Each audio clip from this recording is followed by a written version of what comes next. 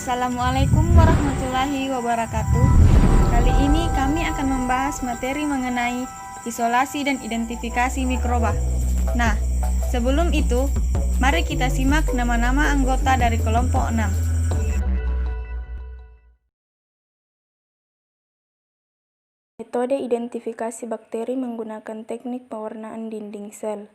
Yang pertama, pembuatan preparat oles.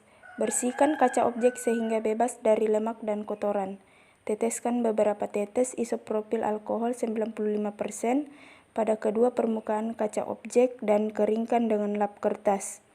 Buatlah lingkaran di tengah-tengah permukaan bawah kaca objek.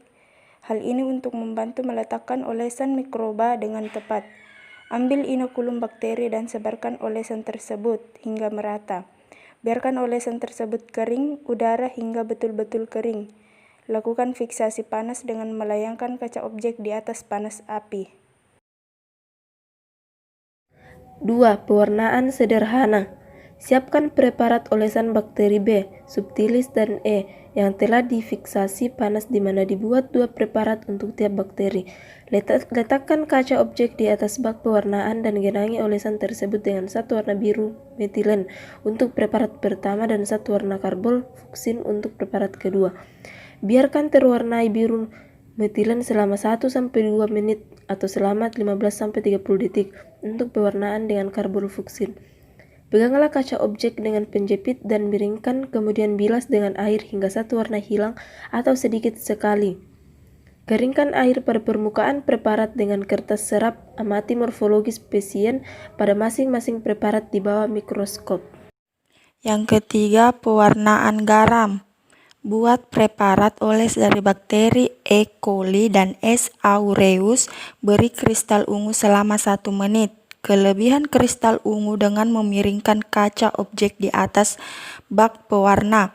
Bilas dengan air menggunakan botol pijit. Tiriskan kaca objek dan kembalikan ke atas rak pada bak pewarna. Cuci dengan etanol 95%, setetes demi setetes selama 30 detik atau sampai saat ungu kristal tidak tampak lagi mengalir dari kaca objek. Beri larutan iodium garam selama 2 menit. Buang kelebihan iodium dengan memiringkan kaca objek. Bilas dengan air memakai botol pijit. Beri safranin selama 30 detik. Buang kelebihan safranin, lalu bilas dengan air. Tiriskan kaca objek dan serap kelebihan air dengan menekankan kertas serap di atasnya. Metode identifikasi bakteri menggunakan reaksi biokimia. 1. Uji gram. Uji gram merupakan langkah awal dalam identifikasi bakteri. Uji gram bertujuan untuk mengetahui kelompok bakteri gram negatif atau positif. 2. Uji katalase.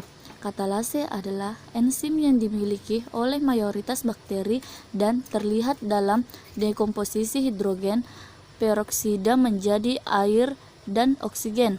Uji katalase bertujuan untuk mengetahui enzim katalase yang dihasilkan bakteri dengan cara meneteskan larutan hidrogen peroksida H2O2 3% pada kalori bakteri di atas objek gelas steril. 3. Uji indol. Uji indol dilakukan untuk mengetahui kemampuan bakteri memecah triptofan, asam amino membentuk senyawa indol. Uji indol adalah uji biokimia yang umum digunakan untuk membedakan enterobakteria dan genera lainnya. 4. Uji merah metil. Uji merah metil dapat digunakan untuk mengetahui kemampuan mikroba dalam memfermentasikan asam campuran ketika disuplai glukosa. 5. Uji Voges-Proskauer. Uji Voges-Proskauer dilakukan dengan menginokulasikan biakan murni ke dalam tabung reaksi yang berisi MRVV medium. Kemudian, diinkubasikan pada suhu 37 derajat Celcius selama 24-48 jam, atau hingga medium terlihat keruh. Metode uji aktivitas antimikroba. Yang pertama, metode pengenceran agar.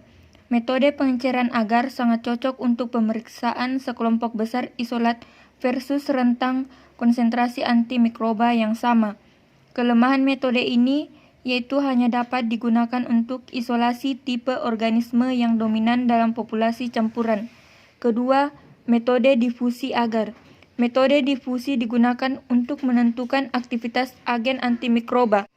Piringan yang berisi agen antimikroba diletakkan pada media agar yang telah ditanami mikroorganisme yang akan berdifusi pada media agar tersebut. Area jernih pada permukaan media agar mengindikasikan adanya hambatan pertumbuhan mikroorganisme oleh agen antimikroba.